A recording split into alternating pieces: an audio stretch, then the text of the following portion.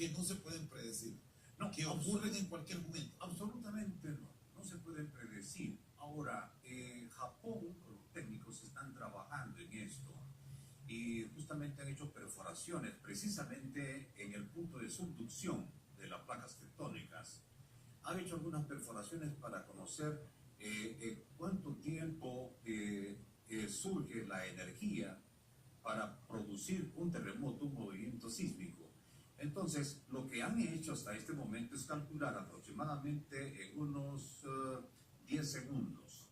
Entonces, la tecnología japonesa ha hecho que, por ejemplo, si hay un movimiento sísmico, entonces si hay una alerta de tsunamis, inmediatamente la población le aparece en el teléfono el mensaje de alerta de tsunami unos 10, 15 segundos con anticipación. Entonces, me parece a mí que es un tiempo corto, pero muy importante que las personas deben de aprovechar para poder hacer una evacuación rápida a un lugar seguro. ¿Hasta con qué intensidad pueden detectar? Porque los movimientos sísmicos son permanentes. Constantemente vive temblando la tierra. Bueno, correcto. En el caso particular de Centroamérica, a finales del mes de mayo, en la quincena final de la quincena de mayo, el Instituto Nacional de Estudios Territoriales de Nicaragua reportó en esos 15 días aproximadamente como 2.000, 2.200, 2.300 movimientos sísmicos entre Guatemala, El Salvador, la Bahía de Fonseca, Nicaragua. En ese punto, y unos poquitos se sintieron en Costa Rica. A mí me llamó mucho la atención esta parte porque, por lo general, siempre los movimientos sísmicos se distribuyen en toda la parte del Pacífico, de toda la costa de Centroamérica. Tiembla más el Pacífico. Tiembla más el Pacífico por la placa tectónica del Cocos que tenemos. Es un proceso de subducción, veámoslo así, ¿verdad? Entonces, esta es la placa del Cocos y esta es la placa del Caribe.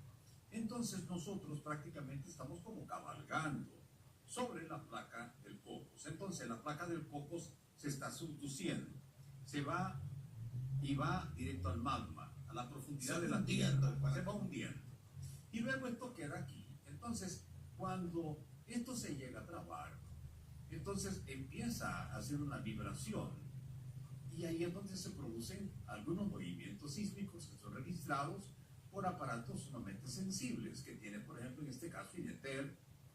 Entonces, inmediatamente. Pero luego, a mí me parece que se está trabando, que se ha quedado trabada y de pronto podría existir un impacto muy fuerte. Que ya esos son los temblores más que sí los sentimos. Más potentes, que pueden, por ejemplo, alcanzar hasta unos 8, 8.5, 9 grados. Ya hablamos de 9 grados en escala de Richter. Ya se caen los edificios, se caen estructuras muy importantes. Hay, es decir, el área de acción, de repercusión de parte del movimiento sísmico es de gran envergadura. Incluso no solamente se siente en el punto del epicentro, sino que se va generando a grado tal que hasta se puede sentir prácticamente en todo el planeta Tierra. Ahora, hay unos movimientos sísmicos que son de baja intensidad, que provocan daños severos. ¿Por qué razón?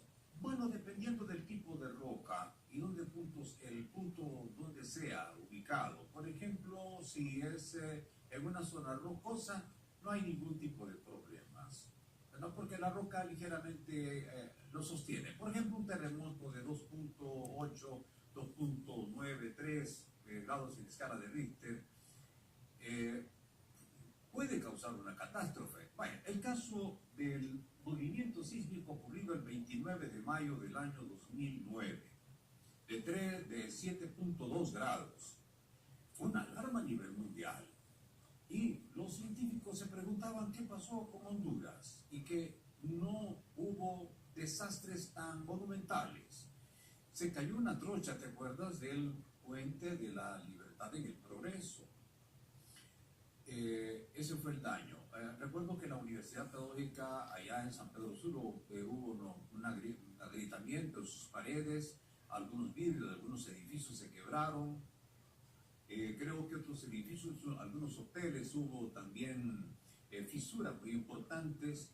En las carreteras hubo también fisuras, pero también imagínate que este movimiento sísmico de 7.2 grados aproximadamente se registró, mira bien, en Guatemala, en Belice, en México, en Cuba, en la península de la Florida, y siguió incluso hasta España. Se sintió, por supuesto, con menor intensidad, porque en la medida que va avanzando, va bajando su intensidad, pero sí hay un registro importante. Bueno, en ese momento Guatemala, El Salvador lo sintió, Nicaragua también, y Nicaragua inmediatamente se comunicó con nosotros para ver qué había pasado, porque de 7.2 grados estamos hablando un movimiento sísmico. ¿Qué pudo ocurrir para que en Honduras no se registraran los daños que sí efectivamente reportó, ejemplo, México? Bueno, es que hay un detalle también, Rosendo, es que, por ejemplo, si tú tienes mucha población en el punto del epicentro, obviamente que va a haber más daño en la población. Si tenemos una infraestructura muy fuerte, muy importante, si tenemos una ciudad importante, si tenemos edificios que pueden colapsar, si tenemos muchos habitantes. El asunto con este movimiento sísmico de Utila, que por ahí cerca quedó el epicentro, fue porque como no había mucha población, entonces el impacto fue menor, a menor escala. Sin embargo, si este movimiento sísmico hubiese sido su epicentro, más o menos en ciudades como San Pedro Sula, por ejemplo, o Tegucigalpa, hubiese sido una catástrofe, te lo digo.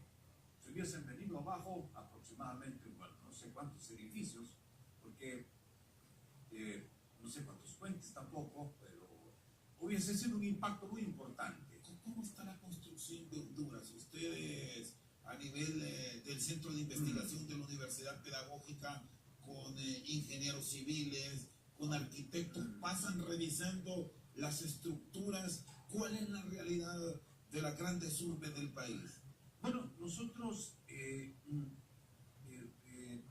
solamente nos basamos en las especificaciones que tiene el Colegio de Ingenieros de Honduras, que tiene un protocolo para la construcción de edificios, de torres. Tenemos más o menos como 17 torres. ¿Las nuevas sí respetan esos protocolos? Posiblemente, no estamos muy seguros.